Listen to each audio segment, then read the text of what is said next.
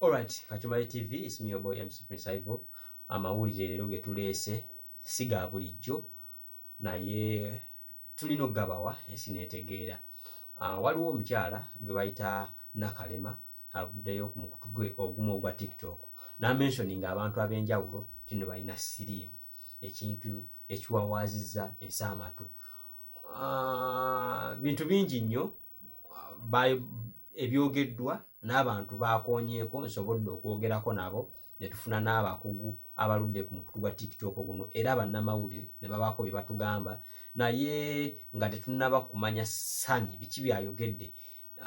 N'omwami manager wa Rain ne Maulana kansooke gw'atannabalaba ku mwana ono ba mukyalo ono mbateereko akatambi kayogedde nti nno yeegaddanga nabo oba yabeerako nabo mu kikolwa eky'omukwano ate nga yakebeddwa nti alina Siriimu n'abasaba nabo bagende ku musaayi bafune eddagala. Kansooke mbawo akatambi kano eno ate tulabe ekiddako. Amanya gange nze Makilini Juliet Nakalema abasinga mumanyi ng'owabanoonya nakava kati mu ddwaliro enziza okwetondera ensi n'okugigamba amazima agabadde emabega wa vidiyo zange naye nga sinaba bagamba ebyo. Njagala otegeeza abantu bano wammanga mugende mwekebeze ng'obudde bukyali, we muba balamu alhamdulillah, we muba balwadde mutandike eddagala ng'obudde bukyali kubanza esobola mulamu bwakumira biweke. Era abantu bano wammanga ensi beemanyiko bokka benja okwogera. Kajoni Omutoolo, manager Mutaawe owa Maulana Rain, Sanyuji ne Timo n'abalala mwenna besimanyi besijjukira abaali banneebaseeko abaali bankubyeko amatooke. Basaba mwekebeze ng'obudde bukyali era munansonyiwa. Yesaawa ensi ngigamba amazima kubanza nsigaze ebbanga ttono nnyo. Obulamu bwammwe kyekisinga ngezezaako banoonya naye bigaanyi. Kati kambasindikire no message ng'obudde bukyali omulundi gumu. Omukyala y'oyo ndowooza mwewuliriddeko ebigambo bye byebyo. Mukyala ali mu nnaku, tuli mu kisiibo tulowooze nti n'olwokuba tuli mu kisiibo ayagadde okwenenya nga Pastor Bujingo bwe yagamba nti nga tannabasonyiwa balala naye kasooka asonyiwe abamukola obubi n'avaayo n'asonyiwa abaana be obuvuiki omutali mukyala we, so tetujja kugendayo naye kasooke mbaweeko ku bigambo bye nsobodde okwogerako ne mwana mulenzi Sani ku mukutu gw'essimu mukubiddeko ne tubaako ne betwogera wamu ne manager wa Rain ate tutandikire awo nabo musooke mbabuulire ekiddako. Owaaye ono omwana omumanyi Makilini, simanya Makilini. Makilini? Nakalema. Oba erinnya ndiwulira. Akakoze vidiyo wagirabye etambula? Sinnagirabako. Kana akakoze vidiyo ne kagamba nti nno wakakozesaako ti nno naye kalina obulwadde ne kagamba onywe eddagala. Makilini. Abaana banoonya mannya.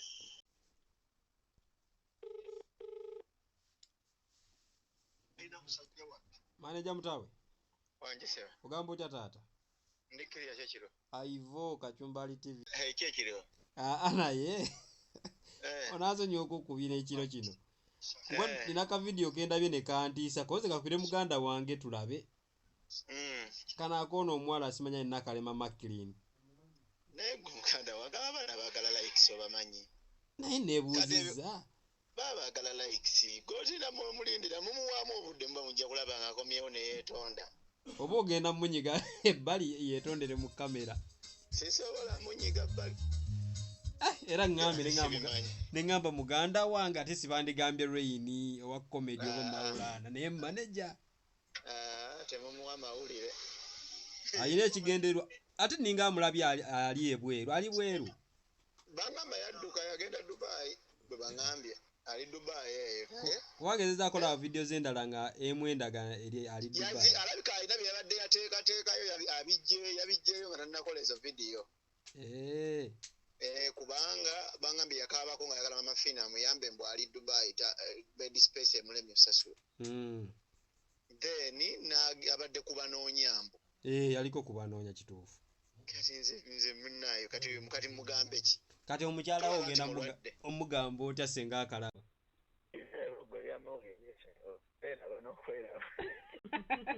Beba twebazeemu omuwala ofuiki simanyi namwe mujja tuwa comments zammwe awo wansi bituufu si bituufu okusinziira omuwala we muwulidde n'okusinziira abagambibwako bwe mubawulidde. It was a brief fun interview naye ndowooza gwategeera oba otegedde. Babeerako bonna tebabeerako bonna gwaba obeera otegedde. So tufunye omukugu asinga obeera mba TikTok bano n'abaako byatugamba ebiraga indicators nti maybe wandibaawo ensonga. Nansonga lwaki omuwala yavuddeyo akadde kano. Wuliriza interview eno mpanvumuko naye giwulize empaka lweggwako. Ate ne mikwano gya Ssanyu nagyo gyogedde omuli bazannya nabo emizannyo ne bawangaala nabo. Birabe ate tukomewo. Vicky exclusive. Kachumbali TV live. Oli live Kachumbali TV ensi yonna ekuwulira. Amina taata. Badde nkusaba weeyanjule mu bitiibwa byo. Sina manya mangi nyukuta 3 bampita Vicky n'ekigambo exclusive. Ku YouTube akwagala gyakusanga. Na subscribing and liking nga nafuna emboozi enyovu. Amina. Ensonga ekubisiza essimu agwe munamuli asinga okola ku TikTok wano mu Uganda n'emiriraano.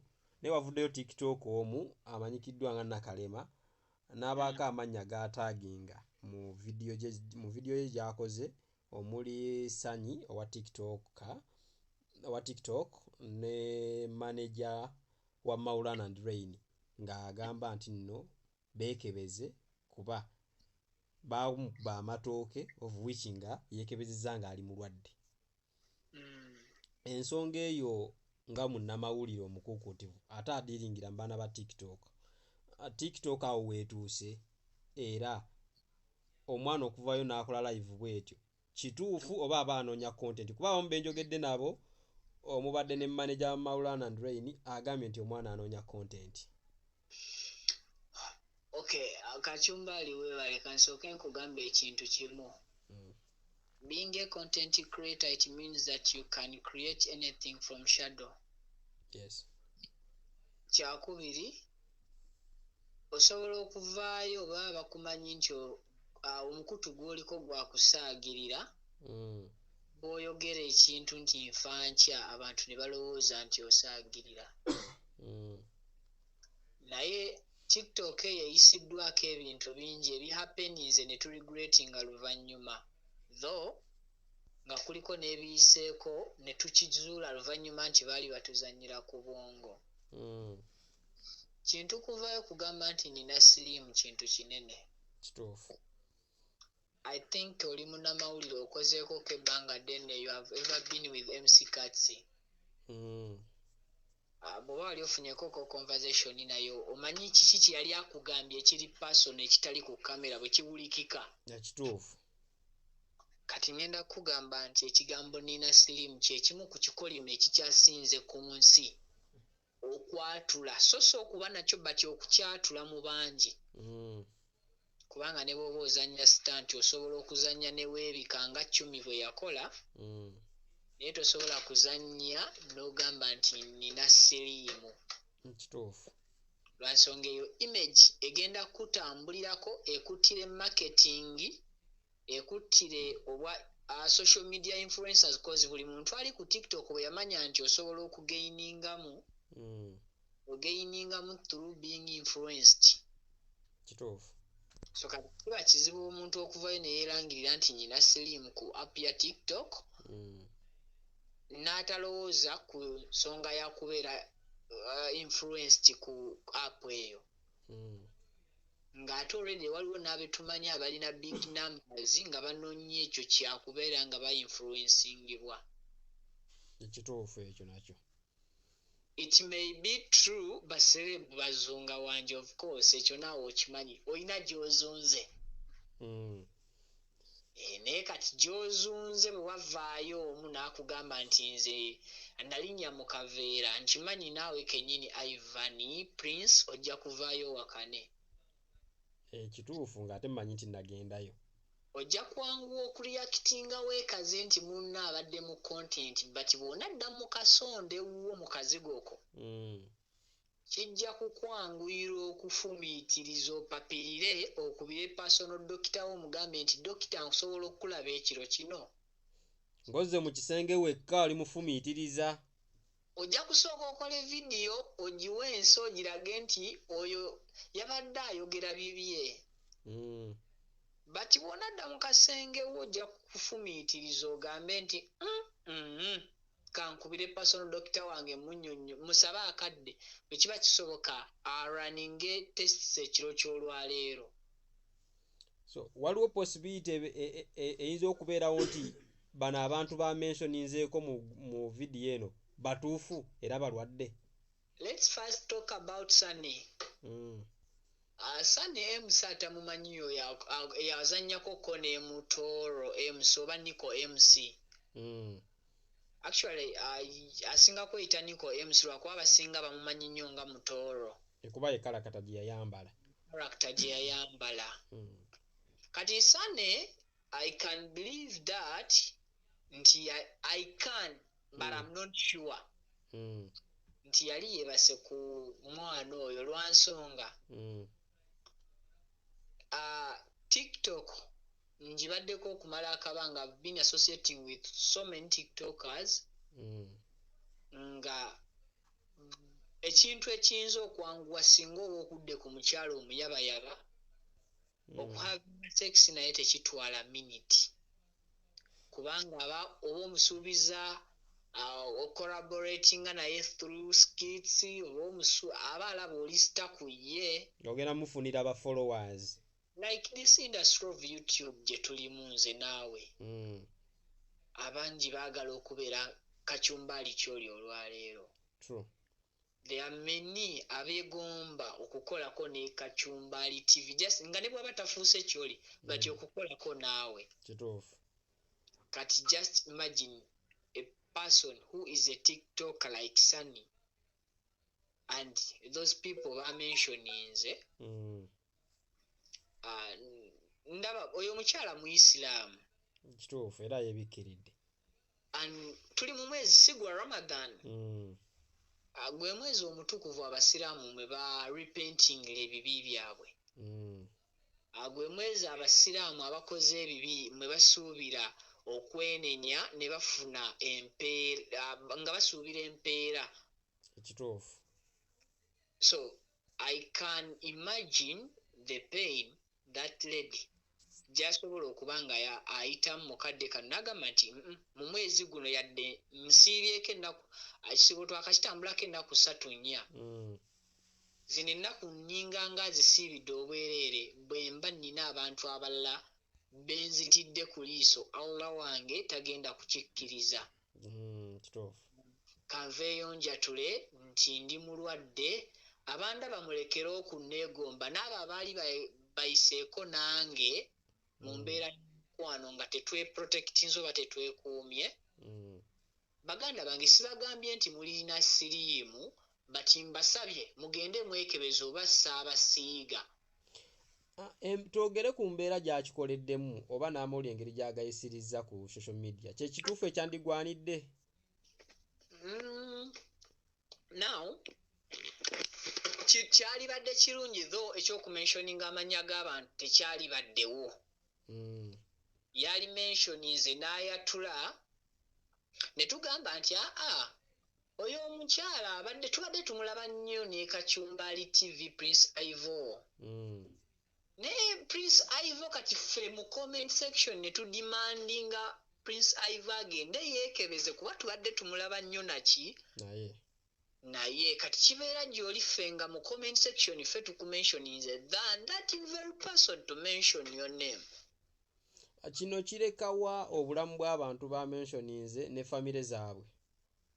Automatically kiri effective mu ngeri emu oba mu ngeri endala.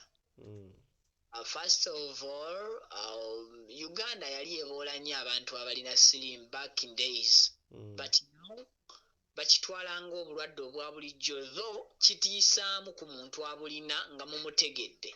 Kituufu. Nsuubira okubeera nti famire kizikyankalanya kitwale ffe abavubuka tuwasa naddala ffe abaliko mu limelight. Tuba n'abakyala nga tuli bafumbo naye abasinga nga balowooza tuli single. Kituufu. Kakati just imagine sana ekiro ky'olwaliro singa akatambi ako kaba katuuse eri girlfriend we oba mukyala we gwe yali ayagala ebyaddala, so ono eyalangiridde gwe yayitamu olumu. Abasajja tubikolanga. Kitegeeza nti ewaka alina ebibuuzo bingi ebyokuddamu and famire ye oba abamumanyi alina bingi ebyokubaddamu. Ate togenda ng'otembeeta results zo olw'okuba zaafulumye nti oli negatiivu. Kitegeeza ne bw'osa nezuula nti oli negatiivu, it's hard to prove your people nti oli negative. Okay, kati papa, omukyalo ono obulamu bwe busigaddewa oluvannyuma lw'okwogera ekyo? Obulamu bwe tewali mu kweraliikirira, tayinza tutusibwako obuzibu, oba naye obulamu bwe ng'omuntu olowooza nno kamaze okugira ayinza okwekola ekikyamu? If it is true nga mulwadde wa bulwadde obwo, I'm 100% sure she's going to be safe, even more safe than bw'abadde. Lwansonga agenda funa protection, agenda funa counseling from Ministry of Health, and agenda kubeera ng'afuna n'ebirabo ebyenjawulo. Koza okuvaayo wano mu Uganda n'olangirira nti oli mulwadde, naddala ng'obadde olina abakugoberera oba abantu abakumanyi, olwedde ya awaadi ekyo kimanyi oli munnamawulire. Kituufu. So omukyala agenda beera protected ekimala singa kiba nga kituufu. Okay. And agenda kuleetera okukyusa ebirowoozo byabo bonna ababadde bamufollowinga. Bubaka ki bw'olina eri amannya gano ga mentioninze, naki kye balina okukola obudde buno? Mwana wa maama Sane Rasta atera nakwakitinga ng'akozesa yo Rasta man, actually akangamuko mu ddoboozi y'aba Rasta. Muwa amagezi gamu, then ne manager w'aba Rain and Maulan. Actually Maulan Rain y'omu ku ba comedians bemmanyi in person abasinga okuwa amagezi. Kituufu. Yagattako besides comedy.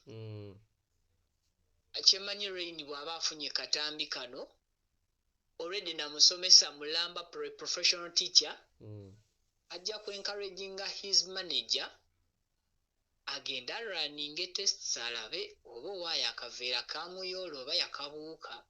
Okay. Bw'anaaba yakabuuka abeere mwegendereza ku mulundi oguddako, si buli ekinyirira ku ngulu nti munda kiramu. True. Then Sane leka abeere inspiration eri Mutooro kozi bw'atambula. Still Sane leka abeere a reflection eri Kyukamba. Ono omutamiivu. Oyo omutamiivu Raza azagala kumanyira nze nfuga. Aleka abeere reflector gy'ali oba reflection. Okay. No mu shooting tuziyita reflector, then abalala bo babiyita reflection. So Sana akkirize ku makyasooka awubewo oluwubu lw'ekigere atagenda na mu bukiliniki, agende mu ddwaliro. Manye enjawulo ya ddwaliro ne kiliniki weeri. Bukiliniki busobola okutuukako nga bukulabye gwe Sane ne kati okugamba amazima. Kati okugamba olw'okuba kakulaba kakwegomba bulijjo okusemberera. So singa agenze mu ddwaliro teri agenda kweguya. Okay. Yeso bagende beekebeze bwe bakakasa nti balamu ate tebatambira mwana ya mentioninze mannya gaabwe. Wabula baveeyo bamusupporting bamugambe yes twayitakeyo ne mukama ffe tumwebaza tuli balamu ne bambiguma tuli naawe bamugumye. Tweyanzeege. Kachumbali TV ongera okugoberera okola exclusive insaba walemeramu olwa General News ya Dolly Entertainment News Fielder. Kale taata nkweyanzeege mukama wange. kale sebo mukwano gusami akatambi okalabye nga omukyala avuddeyo n'agamba nti nno yalwala ye mulwadde nti ate Sami ayitako ewuwe. Kibuuzo, obudde buno Sami omuwa magezi ki? Okwegulumiza ndowooza si kyekikulu. Amagezi ge nandyagadde okuwa muganda wange Sami kwe kuba nti kyandibadde kirungi n'ayangu ogenda mu ddwaliro n'alaba. Kuba tetumanyi oba omukazi kyayogedde kituufu oba si kituufu, naye okukakasa ekituufu ne bw'oba tewayitayo ogenda okakase ddala kituufu ekyayogedde oba tekyogedde okuba obulamu bukulu. Yesebo muganda wange. Sami bwe njogeddeko naye agaye omwana alabika anoonya content. Gwe mu kulabako okwo omwana asuubidde yanoonyeza content ng'anoonyeza ku Sami. Ndowooza obulamu kikulu ate omukazi oyo nga ne bw'omulaba waliwo ekintu ky'osobola okweteekako naye kigambo obulwadde ate nga siriimu. Nze ndowooza eyo nsonga nnene nnyo nnyo nnyo. Kizibu okuba ng'okola ki ng'olireetingira ku kirwadde ng'ekyo. Singa gubadde musujja mutwe ogamba nti sani yankuba ejjinja omutwe gukola ki gunnuma, naye siriimu kintu kinene. Sandisuubidde nti n'oyo omukyala yandyagadde okweteekako ekyo ekintu ye nga ye. Oba ayagala kwonoonera Sani linnya? Ayinza mwonoonera sisuubira kuba simanyi nkolagana yaabwe eri etya. Simanyi ogambye bw'oyogedde ne Sani agambye ati amumanyi tamumanyi. Mu kulaba kwange n'engeri gye twogeddemu alinga amumanyi. Bw'aba amumanyi bayinza oba balina ki enkwatagana, kuba kati ffe ekintu kye tulimu eno sako gye tulimu ya entertainment nti mu ngeri yonna muntu mba musisinkanye kyangu nnyo okubaako engeri gye mukola ki gye musobola okukwatagana ne mubaako kigenda mu maaso oba kyoba ki. Magezi kigomu obudde buno? Magezi genyinza omuwagaligamu aleme kwewakana kintu kyonna, agende muki agende yeekebeze. Nze bwensubira wayinza ofuna eddagala ettuufu essaawa eno. Tweyanziza. Amannya go? Amannya nze Saka Abudu. Saka Abudu. Senga oba otuddeawo ne mukyalawo n'olaba akatambi nga waliwo omukyala agamba nti nno omulwadde ng'ate wayitako gy'ali, okola otya?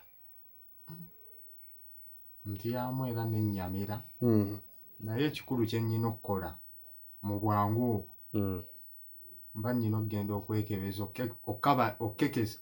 okukakasa nti nange obulamu bwange kale buyimiridde butya mu mbeera omukazi oli gy'ayogereddemu. Omukyala mu kaseera ako oyinza mugamba bigambo ki? Omukyala oli naye akatambi omukalabye mwenna. Omukyala ye kye nnyinza omugamba, era of course fe abasajja weegaana osobola okugamba omukazi simumanyi. Omukazi ayinza okuba engeri gye ndi sereebu nti anoonya amawulire, kye nnyinza omugamba, naye ng'omutima gwange bwe mba nayitayo ewuwe amazima mba nga manyi. Omukazi akoze kikyamu oba kituufu ogenda ku TikTok okuteekayo obubaka obwo? Omukazi kyakoze kikyamu. Kitya? Okugenda okumensoninga amannya g'abantu, yandibutaddeyo naga ndi mulwadde, kati bano abantu baba bamanyi nti baayitako ewuwe ne bagamba nange nayitayo n'oli n'egundi n'egundi ne beezuula. Kati mu kwezuula bo be bandibadde bagamba tugende twekebeze tulabe, kubanga kati obubaka obwo buteekayo kitegeeza awabali message ne bwaba tabwogedde mannya gaabwe nti ono yayitayo ono ekitegeera aba abawa message mu nkola entuufu gye nandirabye. Magezi ki g'oyinza omugamba gwabo bawadde message? Bawadde message magezi ki obudde buno bw'oyinza okubagamba? Bawadde message oba baba nga bakimanyi baayitayo bagende beekebeze bazuule ekituufu. Okay, emboozi ebintu bigambo si byakuseka ddagala bya nnaku, naye eri baganda baffe abo aboogeddwako I think nandirowoozezza nti nno kuba mmwe amazima mugamanyi kyekituufu. Omwala oba alimba oba talimba ffe tetumanyi kituufu, mu amazima mugamanyi ne bagaba nga mazima togwamu ssuubi. Nali njogeddeko n'omwami azannya katemba Aloysius Matovu Joy n'abaana baabwe bonna bbanga lyamaze nga mulwadde, abaana balamu n'omukyala mulamu, yeekuuma naye olunaku lyasooka okukola sex ng'ali ku campus ate yafuna obulwadde. Kitegeeza ki? Ne bwe weekuuma ng'oli wa bufuna obufuna, ne bw'oteekuuma obufuna. Kitegeeza ki? Kubeera beegendereza mu byonna bye tukola.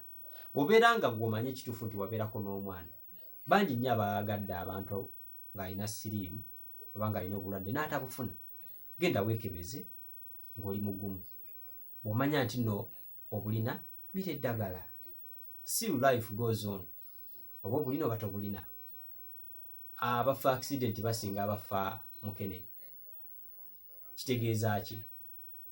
Sigamba nti nno tabaala nga bw'oyagadde, naye nti nno ne bw'obeera obufunye, beera mugumu, mira eddagala, bulinga obulwadde bonna, wabula ate buteekubagiza because that stigma yetuleetera abamu okuyinza okwekola ekikyamu, naye bwekkiririzaamu n'omanya nti nno si ojja mira eddagala, obulamu butambule, still ojja wangaala emyaka gy'olina okuwangaala because si egwe Katonda. Naawe omuwala mu by'oyogedde mpulidde wennyamira ng'olinga ayagala n'okwekola ekintu, teweekola kintu, si gwe Katonda. Katonda alina enteekateeka ze. Bangi nnyo abazaaliddwa nabo ne bawangaala, ne basoma, ne bafuna emirimu, ne bakola, ne bazaala n'abaana.